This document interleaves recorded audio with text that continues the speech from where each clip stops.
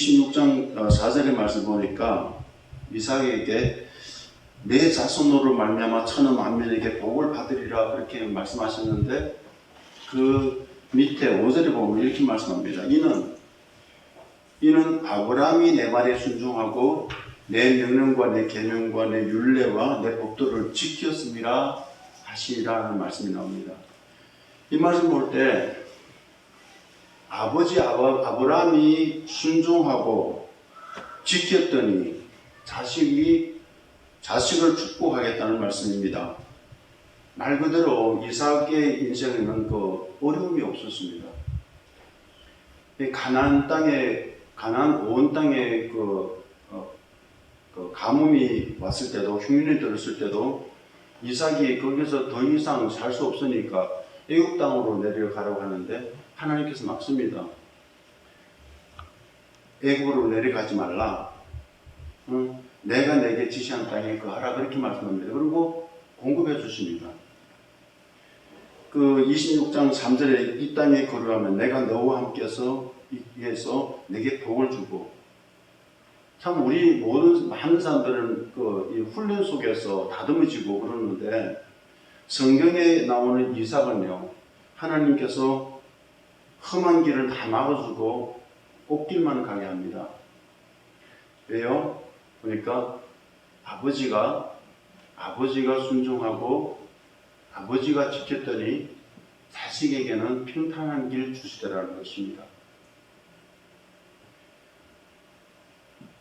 이러고 와서 부모의 믿음은요, 자기 자녀들에게 직접 영향을 줍니다.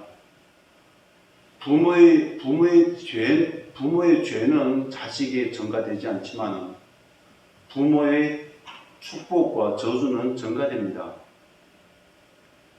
출애굽기 20장 5절의 말씀 보면은 우상을 섬기면 그 저주가 4대까지 이르게 하겠다 말씀하셨고, 6절의 말씀 보면은 나를 사랑하고 내 계명을 지키는 자에게는 천대까지 은혜를 베풀겠다 그렇게 말씀합니다. 아멘. 말 그대로 이삭의 인생은 평탄한 인생이었습니다. 어디 가든 이삭이 잼을 파면은 생수가 터져 나옵니다. 원래 이삭은 녹축업이었습니다. 그런데 이삭이 농사를 지어도 100배의 결실을 얻게 합니다. 왜냐하면 26장 12절의 말씀 보니까 여호와께서 복을 주심으로, 13절의 말씀 보니까 그 사람 이삭이죠. 이삭이 창대하고 왕성하여 마침내 거부가 되었다 합니다. 14절의 말씀 보니까 양과 소가 떼를 이루고 종이 심이 많았다 그렇게 말씀합니다. 100배의 축복입니다. 창대의 역사입니다. 거부가 되었습니다. 이삭에게 양과 소가 떼를 이루고 종이 심이 많았다 그렇게 말씀합니다. 여러분들, 이 100배의 축복은 사람의 힘으로 되는 것이 아닙니다. 믿지 않는 사람들은 자기의 능력으로 얻었다고 생각하지만 믿는 우리들은 100배의 축복은 하나님의 손길이 닿지 않으면 절대 이루지 못한다는 것을 우리는 압니다. 아멘. 스가랴서 4장 6절의 말씀 보니 이는 힘으로도 되지 아니하며 능력으로도 되지 아니하며 오직 나의 영으로 되느니라 말씀합니다. 신명기 8장 18절에도 이렇게 말씀합니다. 네가 재물이 많냐? 그가 하나님이죠. 그가 내게 네한테 재물을 얻을 능력을 주셨다는 것입니다. 그가 내게 주셨다는 것입니다. 모든 만물은 아버지의 손에, 창조주 하나님의 손에 있습니다. 학개서 2장 8절에도 말씀합니다. 은도 내 것이다. 금도 내 것이다. 누구에게 흘러가고 안 흘러가는 것은 내 손에 있다는 것입니다. 마귀가 아무리 막아도 하나님께서 주신다면 주시는 것입니다. 이삭의 일생을 자세히 살펴보면 독출하게 잘한 것이 하나 있습니다. 우리가 본문의 말씀을 보면서 그가 남보도 독출한 것이 하나 있었는데, 순순하게 순종하는 것 하나 있고 샘을 철저하게 팠습니다. 샘을 팝니다. 우리가 알 수 있는 것은 그때나 이때나 참된 복의 근원은 샘에 있다는 것입니다. 사람들의 육의 생명도 물에 있습니다. 사람의 영의 생명에도 물에 있습니다. 그 물은 하나님의 말씀입니다. 아멘. 열왕기하의 3장의 말씀 보면은 아합 왕이 죽고 그 아들 여호람이 왕이 됩니다. 그 왕이 되는데 원래 아합 왕이 될 때 그 모압 나라가 이스라엘이 계속 조공을 바쳤습니다. 그런데 아합이 죽고 나고 여호람이 왕이 되니까 이 모압 왕 메사가 안 바칩니다. 안 바치니까 이스라엘 왕 여호람이 안 되겠다, 내 손 좀 봐줘야 되겠다 싶어서 자기의 그 형제 누구예요? 유다 지파의 왕 여호사밧을 이제 요청합니다. 우리 가지고 같이 좀 치자. 그러니까 이 여호사밧이 가기 전에 이렇게 말합니다. 야, 우리가 한번 우리 하나님 앞에 물어보자. 하나님 앞에 물어보고 하나님께서 가라면 가고 가지 말라면 가지 말자 하니까 그 다음에 이 여호람이 그럽니다. 우리한테 어딨냐? 자기는 모르는 거예요. 우리한테 누구에게 물어볼 사람이 없다는 거예요. 그래서 그의 신하가 여호람의 신하가 말합니다. 한 사람이 있습니다. 누군가 했더니 엘리사였습니다. 그 엘리사에게 여호사밧하고 여호람하고 에돔 왕이 찾아갑니다. 찾아가니까 그 엘리사가 그럽니다. 왜 내 찾아왔냐? 니한테 400명의 선지자가 있지 않느냐 이게. 그 사람들한테 물어볼 것이 왜 내한테 왔는가 이거예요. 그러니까 여호람이 하는 말이 이렇게 말합니다. 과연 우리 이스라엘 이 나라를 그 모압 왕에게 붙이겠습니까? 그렇게 말하니까 이 여호람이 그 엘리사가 그렇게 말합니다. 내가 여호사밧의 낯을 보지 않는다면 내가 그대로 보지도 않는다는 거예요. 그러고 하는 말씀이, 그리고 이 엘리사 하는 얘기가 뭐라 말하는가 하면 개천에다가 샘을 많이 파라는 거예요. 개천에다가 샘을 많이 파라. 골짜기에 개천을 많이 파라 했는데 그 개천을 파는 것이 성리할 수 있는 방법이고 열쇠였습니다. 자, 이삭의 축복의 비결은 샘을 팠다는 것입니다. 물의 중요성을 알았다는 것입니다. 우리의 축복의 비결도 여기 있습니다. 우리가 형편없는 사람이라는 것은 우리가 하나님의 성령의 조명을 받으면 우리 자신을 압니다. 너무나 형편없고 우리 주님의 마음을 많이 아프게 했지만 물의 중요성만 안다면, 물의 중요성을 알고 샘물을 파는 사람들은 하나님께서 반드시 축복하시겠다는 것입니다. 삶의 참된 의미를 알려면은 이 샘에 대해서 참된 의미를 알려면은 예수님과 사마리아 여인과의 대화를 알아보면은 자세히 보면 알 수가 있어요. 요한복음 4장에 사마리아 여인과 예수님의 대화는 이렇게 말씀합니다. 사마리아 여인이 예수님께 말합니다. 12절에 우리 조상들은 이 우물, 야곱의 우물을 마시며 살아왔습니다.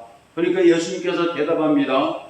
이 물을 마시는 자마다, 그러니까 우리 조상들에게 받은 물, 그 물을 마시는 자마다 다시 목마르거니와 내가 주는 물을 마시는 자는 영원히 목마르지 아니하리니 내가 주는 물은 그 속에서 영생하도록 솟아나는 샘물이 되리라고 그를 말씀합니다. 예수님의 대답은 이 말씀입니다. 너는 지금 땅의 물을 마시고 땅의 물을 구하지만은 내가 너에게 줄 수 있는 물은 땅의 물이 아니라 하늘에서 내려오는 물이라는 것입니다. 알파와 오메가 되신 창조주 하나님께 영생할 수 있는 생수가 있다는 것입니다. 지금 주님은 이 샘의 근원, 이 샘의 비밀을 말씀하고 있습니다. 요한복음 1장 1절에 이렇게 말씀합니다. 태초에 말씀이 계십니다. 이 말씀이 하나님과 함께 계셨으니 이 말씀은 곧 하나님이십니다.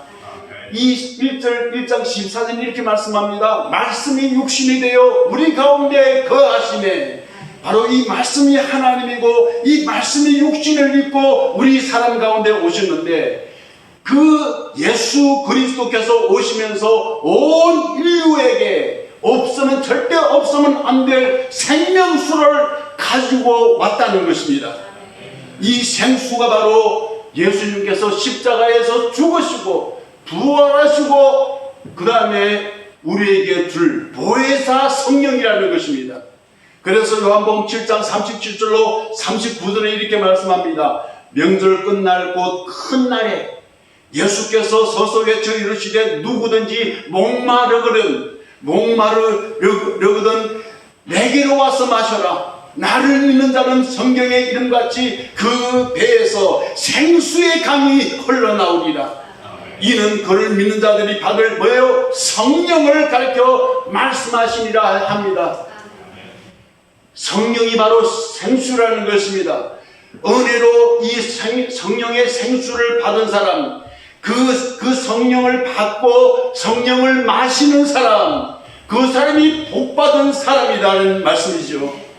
이스라엘 백성도 애굽에 살 때는 그 이스라엘 백성들이 애굽에 살 때는 그들이 마신 물은요 나일강의 물을 마셨습니다. 그 나일강의 물은 애굽 사람들은 생명수라고 여겼지만은 사실 그 나일강에는 개구리 같은 더러운 것이 부정한 것이 너무나 많습니다.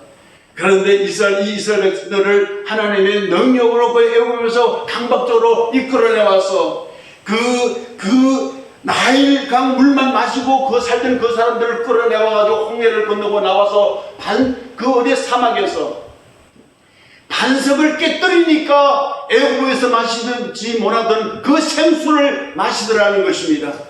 우리들도 원래 나일강 같은 세상의 도리, 그렇죠? 세상의 원리, 그리고 세상의 지식으로 우리는 그 세상의 지식, 세상의 도리로 우리는 그걸 가지고 살아갈 때가 그렇게 살아왔습니다. 그렇게 살았는데 하나님은 우리를 사랑하셔서 우리를 부르시고 당신의 아들 예수 그리스도를 통하여서 우리에게 성령을 주셨다는 것입니다. 이 생수를 주셨지만 이 생수를 모르는 자들은, 이 생수를 누려보지 못한 자들은 이 생수를 버립니다. 예레미야서 2장 13절에 내 백성이 두 가지 악을 행했다. 그 두 가지 악이 뭔가 하면은 바로 생수의 근원이 되는 나를 버린 것과 스스로 웅덩이를 판 것인데 그것은 물을 저축하지 못할 터질 웅덩이라고 말씀합니다. 우리는요, 우리의 노력으로 우리 인생을 살아가는 것처럼 우리는 그 인생의 도리를 가지고 살아갑니다.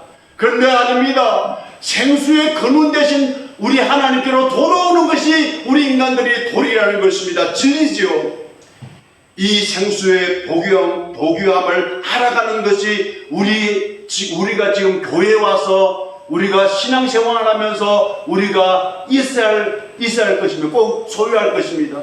우리는 이 생수의 복음을 교회에 와서 말씀을 통하여서 기도를 통하여서 계시를 통해서 그걸 알아가야만이 내가 그 생수를 마시고 싶은 갈증이 생기고 결국 마시게 되고 마시는 사람이 예수님의 증인이 될 수 있다는 것입니다.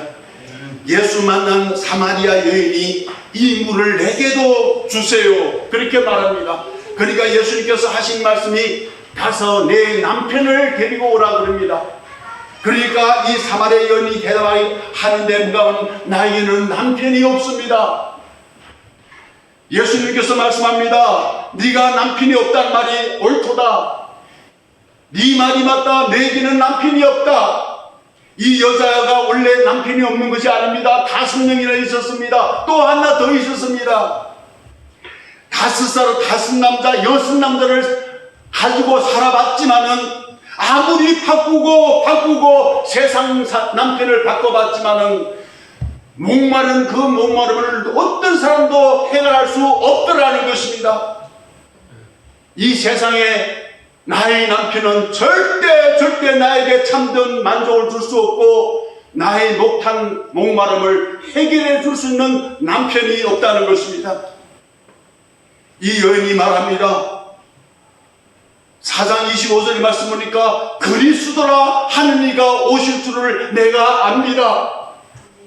이 말은 남편 나에게 만족을 주시는 그리스도가 온다는 것은 난 들었습니다. 그리스도가 온다는 것은 내가 안다. 그리고 내가 기다린다. 그리스도가 와야 성도들이 참된 남편이고 그리스도를 누려야만이 우리 인간의 참된 갈증에서 해결받을 수 있다는 것입니다. 사람에게는 절대 어떤 사람도 우리에게 갈증을 해결해 줄 수 있는 셈을 줄 사람은 한 사람도 없어요. 그것은 한 사람이 있다고 그러면은 당신이 지금 속이고 있습니다. 그 이튿날 보십시오. 그 다음날 보십시오. 그 사람은 절대 우리의 생수가 될 수 없다는 것입니다. 이사야서 54장 5절의 말씀을 보니까 이는 너를 지으신 이가 내 남편이다. 하와를 지으신 이는 아담입니다. 자, 우리 성도를 지으신 이는 예수님이십니다. 호세아서 2장 16절의 말씀 보니까 여호와께서 이르시되 그날에 그리스도가 오는 날에 네가 나를 내 남편이라 일컫고 19장 20절의 말씀 보니까 내가 내게 장가들어 영원히 살되 공의와 정의와 은총과 긍휼이 여김으로 내게 장가들며 진실함으로 내게 장가들리니 내가 여호와를 알리라 그렇게 말씀합니다. 우리의 참된 남편은 정말 예수 그리스도밖에 없습니다. 이사야서 55장 1절의 말씀 보니까 이렇게 말씀합니다. 너희 목마른 자들아 물로 나오라. 돈 없는 자도 오라. 너희는 와서 사먹되 돈 없이 값없이 와서 포도주와 젖을 싸라 그렇게 말씀합니다. 우리 예수 그리스도입니다. 이 셈은 바로 예수 그리스도라는 것입니다. 성령이라는 것입니다. 이 사마리아인 이 셈을 만나고 난 이후에 이 셈을 떠날 수 없습니다. 우리 성도들도 이 셈의 샘물을 마시본 사람들은 이 셈에 갈급해하고 이 셈을 얻기에 모든 것을 다 허비할 수가 있다는 것입니다. 그렇습니다. 왜냐하면 세상에 어떤 것도 우리에게 해결될 수 없으니까. 해 아래는 어떤 것도 우리에게 갈증을 해결해 줄 수 있는 것은 하나도 없습니다. 해 아래는 헛되고 새 것이 없고 새로운 생명수가 없다는 것입니다. 세상에서 성도가 마실 물이 없습니다. 마시면 마실수록 더 목마르는 바닷물과 같다는 것입니다. 그렇다면 우리 성도들이 어떤 방법으로 우리의 갈증을 해결할 수 있겠습니까? 그것은 바로 영적 예배입니다. 할렐루야. 영으로 드리는 예배를 통하여 샘을 파라는 것입니다. 할렐루야. 교회에 와서 우리는 어떻게 보면은 영의 예배를 드리려면 참 미친 것 같이 예배 드려야 돼요. 세상 사람들은 미쳤지 할 수도 있습니다. 정말 우리가 영으로 예배 드린다면 그런 미쳤다고 오해받을 수 있을 만큼 그 예배에 영이 완전히 도취되어야 된다는 것입니다. 우리는 어떻게 보면 너무나 맹백합니다. 그런데요, 아니에요. 정말 성령이 와봐요. 다윗을 봐요. 성령이 충만해 자기 바지도 벗겨진지 모르고 하나님을 찬양합니다. 우리는 정말 하나님의 영이 와가지고 영이 그 영에 붙들리면 우리는 울 수도 있고 웃을 수도 있고, 찬양해도 보통 같은 찬양, 땅의 찬양이 아닙니다. 머리 찬양이 아닙니다. 하늘의 찬양을 할 수가 있다는 것입니다. 생수이신 신랑 예수님과 결합하는 방법은 바로 영적 예배에서 온다는 것입니다. 그러니까 우리는 진짜 이 예배에 목숨을 걸 줄 알아야 돼요. 이 예배에 정말 우리의 목을 걸 줄 알아야 됩니다. 언제 어떤 예배에 어떤 말씀이 내 마음이 열릴지 모릅니다. 사람은 참된 영적 예배를 통하여서 인생의 목마름 속에서 해결받고 해방된다는 것입니다. 요한복음 4장 23절로 24절의 말씀 보니까 아버지께 참되게 예배하는 자들은 영과 진리로 예배할 때가 오나니 곧 이때라 아버지께서는 자기에게 이렇게 예배하는 자들을 찾는다, 그렇게 말씀합니다. 하나님은 영이시니 예배하는 자가 영과 진리로 예배할지니라. 다 와서 다 영으로 충만한 것이 아닙니다. 충만한 사람이 있습니다. 샘을 팔도하는 사람입니다. 성령의 통치와 성령의 조명과 성령의 인도하심과 성령의 감동과 감격 속에서 예수님의 피와 물과 성령이 완전히 하나 되는 예배가 있어야 된다는 것입니다. 예수님께서 지금 말씀을 통하여서 우리의 생명수는 예수 그리스도밖에 없다는 진리를 지금 말씀하고 있습니다. 만약 알았다면 영적 예배를 드리기 위하여서 우리의 모임의 목적이 되어야 된다는 것입니다. 첫째, 우리가 모여서 우리 진짜 성령의 종명을 받은 깨끗한 성령에서 나오는 진리의 말씀을 들어야 되고, 생명의 말씀으로 그 말씀은 우리의 영의 귀에 들리기 시작한다면 그 사람은 들리기 시작한부터 그는 그 영으로 하나님을 찬양하게 되고 영으로 기도하게 되고 영의 성령의 도우심으로 순종하는데, 이때 생수는 터져나온다는 것입니다. 평안과 환희와 모든 것에 소유한 만족과 소망이 그에게 넘쳐난다는 것이죠. 어떤 사람들은 교회 와서 회개만 하는데 성령이 터져나오는 나온 사람들도 있습니다. 100배의 축복, 창대함의 축복, 왕성함의 축복, 거부의 축복, 많은 노복을 얻기에 그런 축복이 있는 그 축복 한 사람은 반드시 샘을 파라는 것입니다. 주위에서 아무리 방해하고 샘을 막으려고 해도 샘을 파라는 것입니다. 창세기서 26장 15절의 말씀 보니까 막습니다. 이삭이 샘을 파면은 와가 막습니다. 이삭은 또 옮겨가 또 팝니다. 샘이 나면 또 막습니다. 26장 16절의 말씀 보니까 블레셋 사람들이 그 음물을 메웠더라 합니다. 하지만 이삭은 포기하지 않습니다. 19절의 말씀 보니까 이삭의 종들이 골짜기를 파서 샘 근원을 얻었으니, 26장 21절의 말씀 보니까 또 다른 음물을 팠더니, 26장 22절의 말씀 보니까 이삭이 거기서 옮겨 다른 음물을 팠더니, 이삭은 막음을 파고 옮겨서 계속해서 샘을 팠습니다. 성도 여러분, 블레셋 같은 이 마귀는요, 계속 누구든지 동원해서 우리가 샘을 파는 그것을 눈꼴 살아서 못 봅니다. 이 마귀는요, 누가 샘물을 파면 가 막고 싶은 그런 욕망이 생겨가지고 막습니다. 누굴 통해서도. 지은은 자기가 우리가 샘물 받는데 우리가 제일 가까운 사람을 통하여서도 우리 샘물을 막을 때가 있습니다. 이걸 알아야 됩니다, 여러분들. 마귀에게는 인정을 통해서, 철학을 통해서, 세상 지식을 통해서 여러 가지 모든 것, 세상 것 다 동원해서 우리 샘을 파는 것을 방해합니다. 성도와 생수, 예수 신랑과 연합되는 꼴을 마귀는 볼 수 없다는 것입니다. 우리 목사에게, 교회에게, 가정에서 생수가 터지면은 마귀는 세상의 모든 것을 다 동원해서 막습니다. 제일 무서운 것은 제일 가까운 사람을 통해서 막을 수도 있다는 것입니다. 남편, 아내를 통해서, 자식을 통해서 이걸 막을 수가 있습니다. 하지만 우리는 다시 파야 됩니다.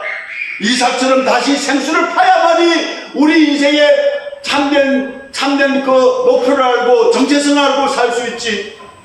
샘을 파지 못하면 허리멍덩하게 살아가게 된다는 것입니다. 우리 성도들이요, 샘을 안 퍼보면요, 샘물을 안 마시면요, 세상 물을 마시려고 허덕이고 있습니다. 우리는 알아야 됩니다. 하나님은 생수가 터진 성도들을 통하여서 당신 자식들을 축복하고 가정을 축복하고 교회도 축복하고 나라 민족을 축복한다는 것입니다. 왜냐하면 생수가 솟아나는 사람과 함께 있어 보십시오. 생수가 솟아나는 사람들과 함께 있으면 대화만 해도 마음이 시원해집니다.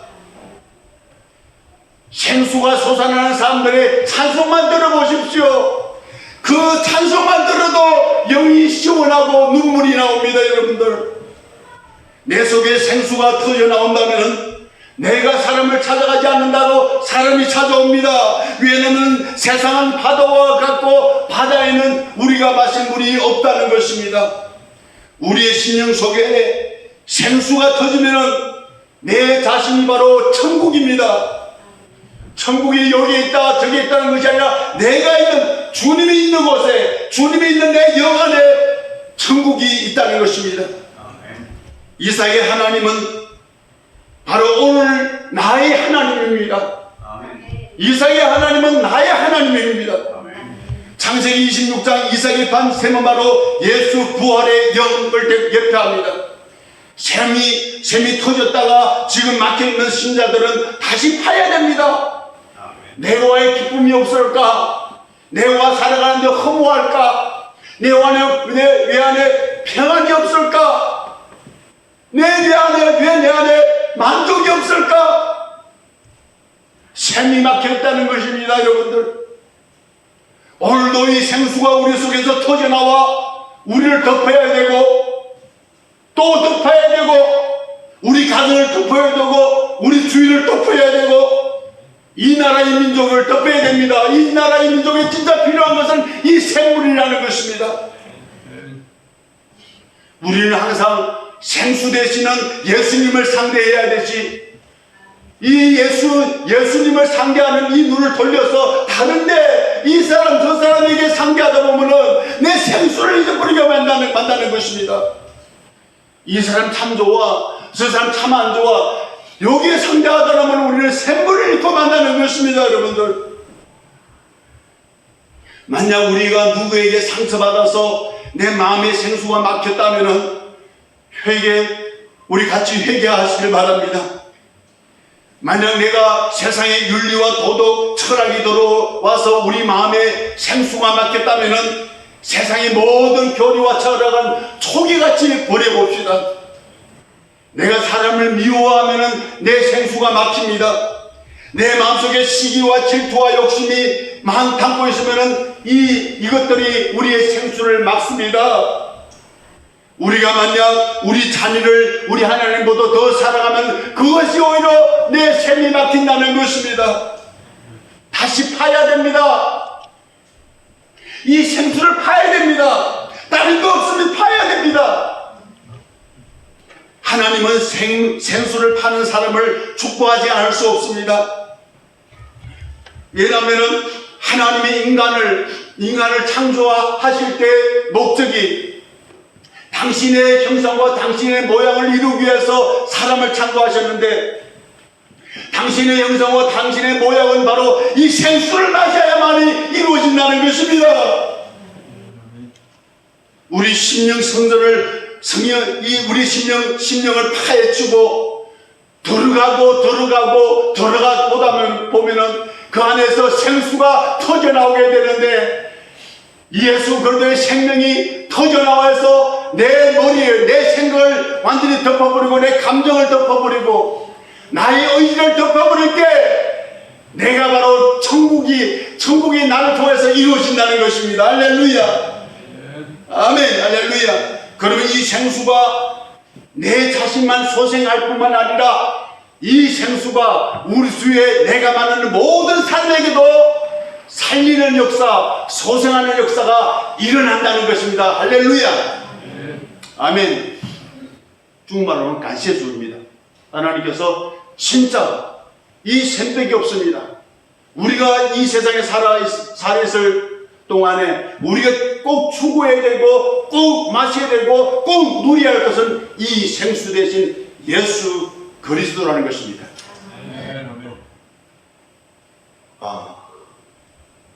찬송 부르겠습니다.